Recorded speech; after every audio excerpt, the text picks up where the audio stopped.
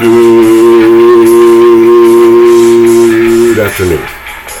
Welcome to a commercial version of Diatribes from the Voice to Do. Now here is your pandering, proliferating pontiff of propaganda. Voice of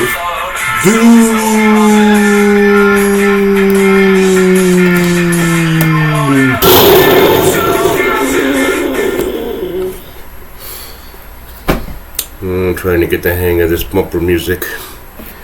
I have no engineer to help me. I have no one. I'm trying to work out all this archaic crap. I had a diatribe I've been wanting to do for almost since I started. And by the way, I believe it is very close to the first anniversary of Diatribes. So I'll be looking forward to your cards and letters of congratulations on our success. Sangria in a styrofoam cup, real classy. July 21st, and I was going to do this diatribe, but then when I got up I saw that Petri dish, to my dismay, has cancer, according to him, and he was speaking from a landfill, which is appropriate.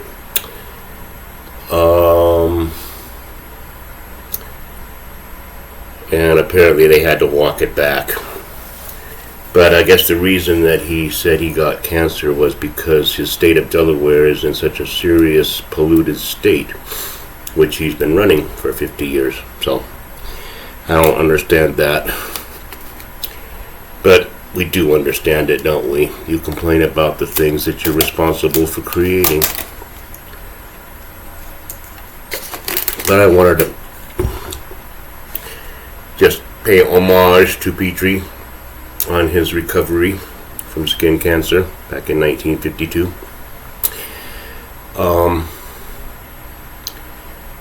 then it turns out he doesn't have cancer, but he does have COVID, and now that's going to be the topic du jour for the next week, because he will be sequestered. And he'll probably go down to the basement. I think the White House must have a basement. It's got to. But they said he will carry on his duties as president while he is recuperating. So that's good.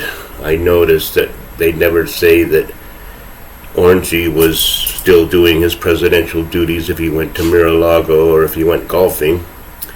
Which, from what I've seen of Orangey, he was always working. I don't care if he was on the golf course or not, or at Mar-a-Lago. And when I'm at Mar-a-Lago, I can't get anything done. I got no computers. My aides aren't here. Come on. So it's hypocrisy and impunity all around.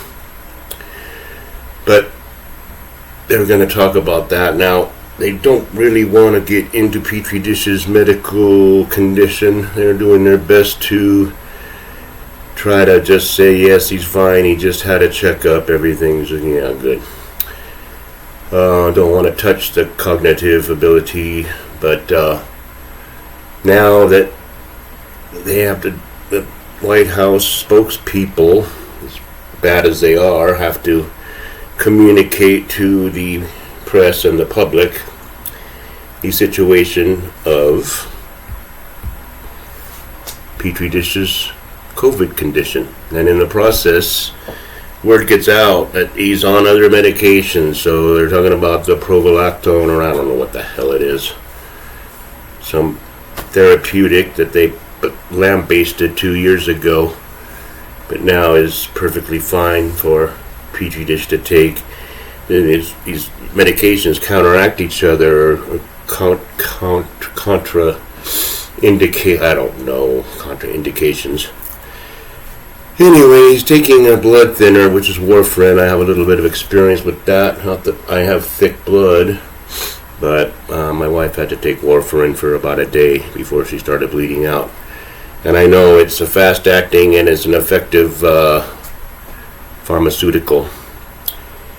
And if the COVID infection creates spikes and waste in the ACE2 receptors in the bloodstream, then there will be blood clots. And I think they call it hypercoagulation, or they could also call it thrombocytopenia. I've seen both. Ugly. Bottom line is, they are going to downplay this COVID that this 79-year-old with underlying conditions has contracted. They're going to say he's working every day, and they're going to push him too hard because nobody wants to go and do all kinds of crap when they got the flu. Would you? I'm going to work anyway because they need me. I got the flu. I can barely stand up. Come on. So I kind of feel sorry for Petri Dish in a way. Not too much, because he's got it coming, and his karmic retribution is about to befall him. And we'll all see it in living color. And a bunch of other people are going to get theirs too. But let me get into my subject. Now, there are 3 thoroughfares in America: metaphorical and or physical. And they kind of all 3 represent why this country's all effed up big time. The first thoroughfare is Pennsylvania Avenue. It's a long street, very nice, which fronts the House of White. And it's a metaphor for the administration and Washington, D.C. in general. Okay, we know they cause problems. The second one is a street named after a part of a building called Wall Street. And many people blame Wall Street for all our problems, and many people admire and laud Wall Street. It depends on which side of the coin you're on. It's made up that. Now, Wall Street has its share of guilt. There is another thoroughfare which nobody on any medium will ever name except me. I'm the only one. You know why I'm the only one? Because I don't owe anybody anything. I'm beholden to no one. And I'll tell you the name of that thoroughfare right now. And it's caused more damage than Pennsylvania and Wall could do if they came at an intersection. The name of it is Madison Avenue. There, I said it. Sorry, Mark. Madison Avenue represents the world of advertising. And advertising has done more damage to society than an atom bomb could ever hope to do. And that's just the way it is. And you know why they can't say it? Because the entire media is run by commercials. That's what pays the salaries of the touts and the wags and the heads, which are talking. That's what pays their salary. That's what pays for the salary of the CEOs that takes home $30 million a year. Severance pay. And advertising has been around since 2000 BC. The Egyptians were the first to use it on inscribing steel something or other. I don't know the details. But the ancient Egyptians, man, they did a lot. They started a lot of stuff, good and bad. The printing press was invented more or less by Gutenberg between the years of 1440 and 1450. It changed the face of the planet by making communication available, mass communication. Your average Joe could buy a book and read it instead of it being limited to the elite. So obviously the printing press, 1450. Now the first advertisement was printed in 1478, and it was an advertisement to tout a book that somebody wanted. So he printed one book, and in there was an advertisement for another book. That was the first advertisement. So it didn't take long. It didn't take very many years for the commercial panderers to get their sticky little fingers into the communications. And you want to sell your product, and it's good for capitalism. Now, let's see how it went. I remember when I was a kid, and I'd watch Saturday morning cartoons because we didn't have the Cartoon Channel. So if you wanted to watch cartoons, you had to do it on Saturday morning. And I enjoyed Saturday morning cartoons. And they had commercials on those cartoons, and most of them had to do with breakfast cereals and things of that nature. Now, every time they had a commercial, especially when I was like the late 60s, I'd watch them, and there'd always be all these kids getting together in little groups and gangs like our gang, the little rascals, and they had the honeycomb hideout. They got this elaborate shed, shack, or a tree house. They're going down a raft, or they're doing all kinds of stuff. And these kids are just living their life of Riley, eating their honeycombs inside, their tree house, and everything's all hunky-dory, and they're running in the grass. And it wasn't like my life, and I envied them. And I said, why do those kids get to have such great fun, and everything is great for them, and I'm kind of depressed, and I'm kind of like there's nothing to do and bored. So advertising creates envy. Now, there's one mortal sin. What else does it create? Well, it creates lack of self-esteem by saying you're nobody unless you have sex appeal. And that's what advertising has been touting for the last 50 years. Probably more, but I mean obviously touting it. Telling boys and girls that if you're not able to have somebody put their genitalia inside your genitalia, then you're not good. You're not worthy. Nobody loves you. Nobody wants you. Nobody wants to put their thing in your thing. That's been going on for 50 years. Now you look what you have going on now. They're diabolical fiends. And 200 or 300 years from now, when they analyze sociology, history, they will look at the 20th and 21st century as the years of decadence, of absolute evil. So, I was doing a bit of research, but studying advertising is about as boring as you can possibly get. But I did want to know a few things. Now, the FCC is the Federal Communications Commission or some such like this. They're in charge of communications. They're not really in charge of advertising, but they do regulate it to a certain extent. And it's very boring.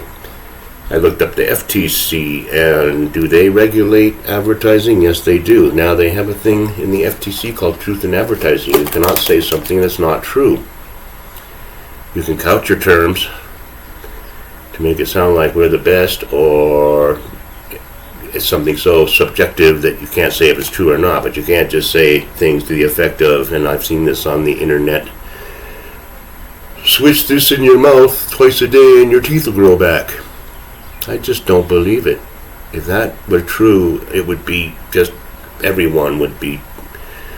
I've seen a lot of claims on the internet commercials that I know are BS. And also the internet commercials are getting more crass. I just saw one today that I just had to turn off because it was about jock itch, and the guys were just going at it with itching their crotch, and it was the motto or the slogan of the product was, dry your balls, dry your sack, dry your dick, or whatever. It was disgusting. It wouldn't be allowed on regular television, but they have certain rules which they don't have on the internet. I don't believe there's truth in advertising on the internet, even though the FTC says there is. I don't believe them. I think they're in cahoots.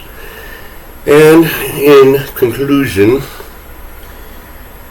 I was going to say that commercials are having a hard time of it now because they want to be politically correct, they want to be woke, they want to be cool, they want to be current. And in order to do that, you look at a commercial about, real estate. A family is buying a house, and there's a white wife and a black father, and the kids are Chinese, and one's Indian, and one's Mongolian, and one's, from Swaziland.